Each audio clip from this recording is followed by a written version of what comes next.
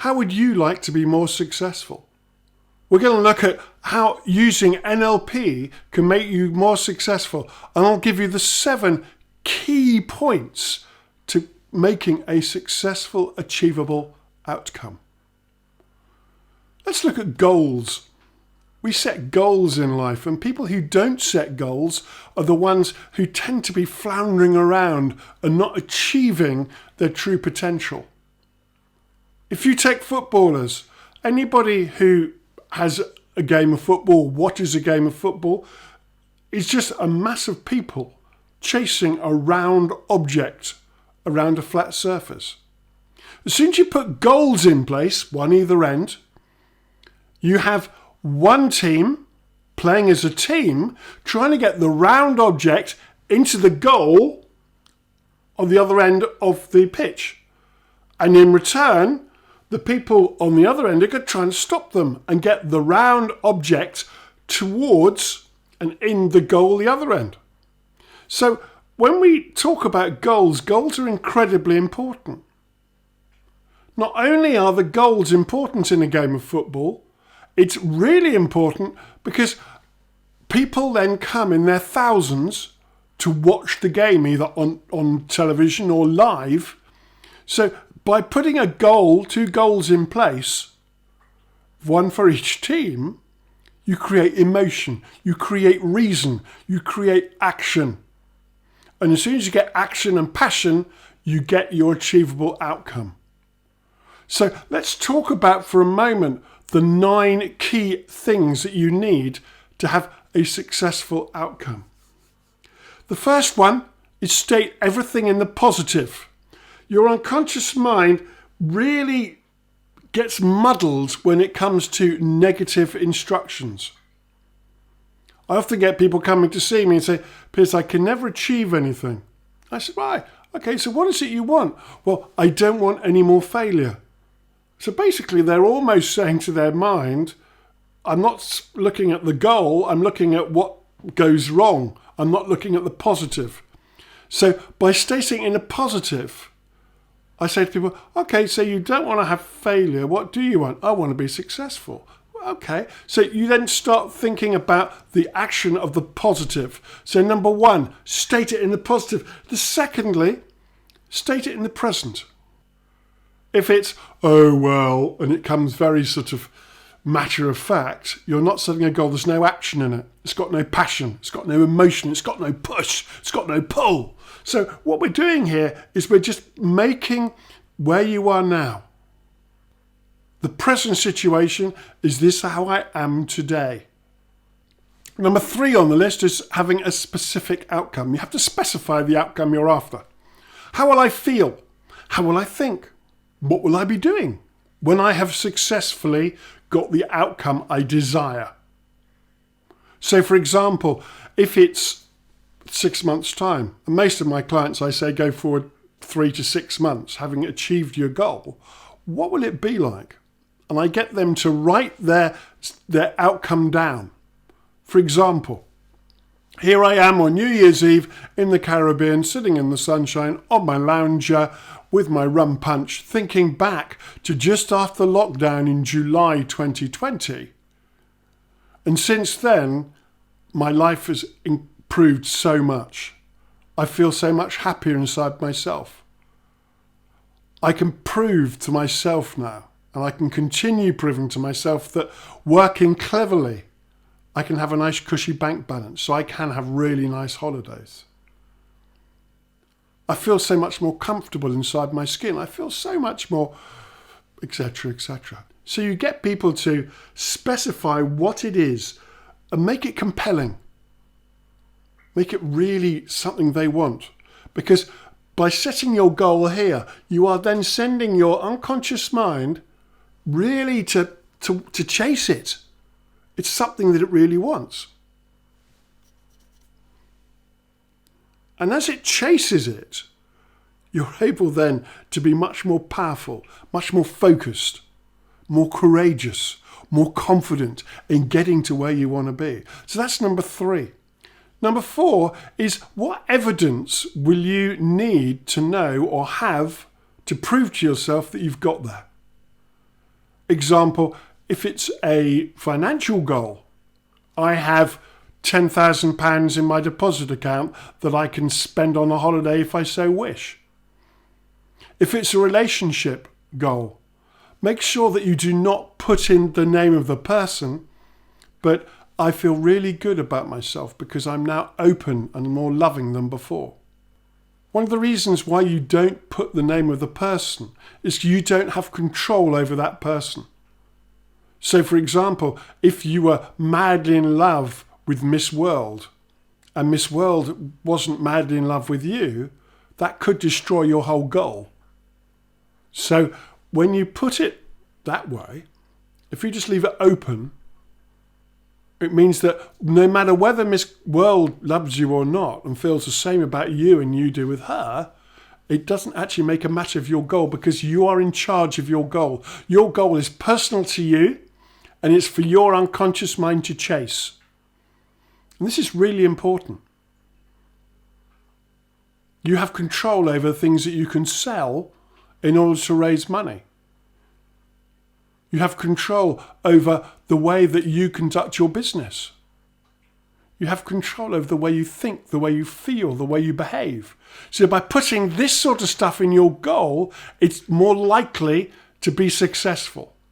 If you start putting in things that other people can mess around with, like their feelings and your feelings and the way they affect you, your goal is less likely to be successful. Next is make sure it's congruent. Make sure it fits in with you. Make sure that you feel really happy inside your skin with it. Make sure that you have everything that you desire within it. What will this goal allow you to do? What positive benefits will that goal bring you? And almost sell the goal to yourself. Just keep reselling it. That holiday on the beach. What will that do for you? It'll make me more relaxed. It'll give me a suntan when no one else has got one in the UK. And everyone will say, wow, you're looking healthy. Have you been away? If that's what floats your boat. So when you set your goal, just make sure that it fits comfortably inside you. What will the benefit of this goal be to me for my future? It will be a springboard. The next on the list is this goal congruently desirable? What will the goal allow you to do? What's the benefit of the goal? So if I use my previous example of that time on the beach, it will allow you to relax. It'll allow you to start the year in a really nice way. It will give you the benefit of arriving in the office, arriving back at work, wherever it is, doing all the things that you want to do in a much more relaxed manner. So make sure that the goal that you set, the desirable outcome that you choose, is going to benefit you. What will the extra money allow you to do? Whether it's a car, whether it's going into your pension so you can retire earlier, whether it's buying a yacht, whatever it happens to be that you're after, because everyone's different. Whether it allow you to educate your children, whether it allow you to have your garden landscaped, whether it allow you to have a bigger house, a smaller house, another house. And really put down all these things, making it so desirable that you're selling it to yourself. So rather than just being a holiday on the beach, it's like a mini status symbol perhaps. So where it really helps you focus on your future because you want more of it. What will the extra house do for you? What will the better car do for you, or a second car? What is it you're after? And what are the benefits? Number 6 on the list is self-initiated and self-maintaining. If you put on your goal, as I said before, that I've fallen in love with this picture of Miss World from 1972 that I've seen on a calendar, and my goal is for her to love me and us to have a most fantastic life together. If she's already married and has got children and is very happily married, she's not going to want to run away with you because she's happy where she is. So that goal that you've written down, that achievable outcome that you're after, is just null and void.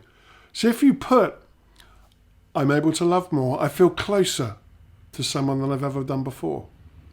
I feel that those old wounds in my heart have been mended, and I'm now so warm-hearted that I love myself more. I've realised that I am lovable because I have the most amazing partner. So as soon as you do that, it's self-initiated. You're not depending on someone else's mood, and it's easier for you to keep it going because you are at the helm. You are the one doing it. You are the one steering your plane, steering your boat, steering that bicycle or motorbike, driving the car, or whatever motor that you happen to be in that's taking you forward on your journey. If it's self-initiated and self-maintained, you are at the driving seat. You are the one taking it forward. So the actions of others are not nearly so powerful. Therefore, you're more likely to keep going ahead. You're more likely to be the person that you want to be, that you set the goal for, because you're setting that goal up here and you're selling it to yourself, and only I can do this, and yes, I've got the energy behind to do it. And this is what it's all about: self-initiating, self-maintaining, but keeps putting you in control. Number 7, is it appropriately conceptualized? With whom do you want it? For what reason do you want it? Does it fit in with the type of person you want to be? As you put it into your future and you're chasing that goal, make sure it rings true. Is it appropriate for me to do this? If it's not, why isn't it? And what is it about it that's not appropriate? Because if it's not appropriate for you and doesn't fit in here into your heart, your mind's not going to face it. It's not going to chase it. It's not going to face it. It's not going to want it. Because by setting your goal, you're giving your mind, your body, and your spirit something to follow, something to attach to and say, come on, take me forward. And that's what the goal is, that achievable outcome really is. Number 8, what resources do I need to achieve my goal?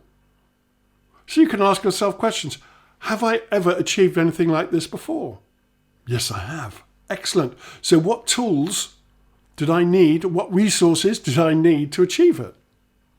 If you haven't, do I know somebody who's achieved it? Yes. Excellent. I'm going to go and ask them. I'm going to read their autobiography. I may be going to listen to some podcasts of theirs. I'm going to go on YouTube and have a look at some of their videos, because that might inspire me and give me the necessary resources or a list of resources to find to help me get where I want to be. This is one of the reasons why people come and see a therapist or come to see a coach, to help them achieve their goals, because they don't have the resources lined up. People talk about putting your ducks in a row. Well, they don't, because people who don't have them in a row are unable to see a way forward. They can't see that pathway that they need to achieve that goal which they've set themselves. If you look at most of the successful people around the world, they all have coaches. If you look at Tiger Woods, for example, one of the most famous golfers that I've certainly come across, when he wants to learn or practice, he has somebody looking from another perspective than his own that's going to help him play that shot better. And it's not luck that he's good at what he does and he's a multimillionaire. It's purely because he's practiced and practiced and refined and practiced, refined and practiced, refined and practiced, refined and practiced. So he's learnt the tools that are necessary for him to be one of the best in the world. If you talk about Lewis Hamilton, much the same. He and his team, the people behind him, will do everything in their power to make sure that he has the best chances to win, that he has the resources, the most reliable car, the car that goes the fastest, the car that goes round the bends easier than perhaps the other cars. And they will spend millions on research in order for them just to have that little edge on the competition. Now, some people look at life in business as a competition. If that's what you think, fine. That is what works for you. Other people, they just go along through business. It's not a competitive thing, but they want to be the best they can possibly be. So if they have a coach, they will set a goal. Or if they don't have a coach, they can set themselves a goal. Something to chase. Something to inspire them, give them passion, give them emotion. So do I have the resources that I need to get there? If I don't have them, who do I know who can help me and show me and give me the resources? If you get a puncture on a bicycle and you don't have anything to change the tyres, you'll be really pushed quite quickly to find someone who's got a set of tyre levers so you can deal with the puncture. So it's nicer if you can actually do all the preparation before you start the journey towards your goal, to have all the resources already there, knowing that if you need more, you can get some.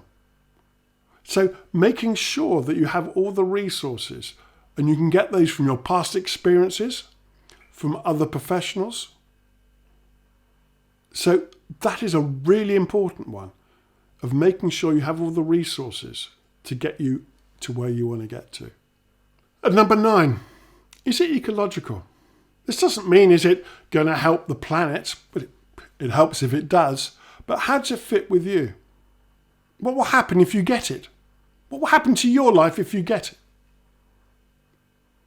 What will happen to your life if you don't get it? And those are 2 really powerful questions. When I have my goal, I will feel X, Y, and Z. And those are really good feelings. What will happen if you don't get it? I'll feel A, B, and C. I don't want to feel A, B, and C. Fine. That's something to push against to help you towards your goal. What will happen if you get it? What won't happen if you get it? What will happen if you don't get it? What won't happen if you don't get it? And those are 4 really great questions to ask, because it throws your mind around a bit of looking at it from all different places. It's what we call Cartesian logic, another NLP technique. So there you have the 9 key things that you need and must have and must bear in mind to get an achievable outcome. So when setting your goals, if you use those 9 points, you'll be able to achieve the goals so much easier than before. So if you'd like to continue this journey with me, just hit the subscribe button and I'll see you on the next broadcast. If you have any comments, please comment below or message me and we can have this conversation. We can start a discussion. And the lovely thing about discussions is people learn things. So hit subscribe and I look forward to seeing you on the next broadcast.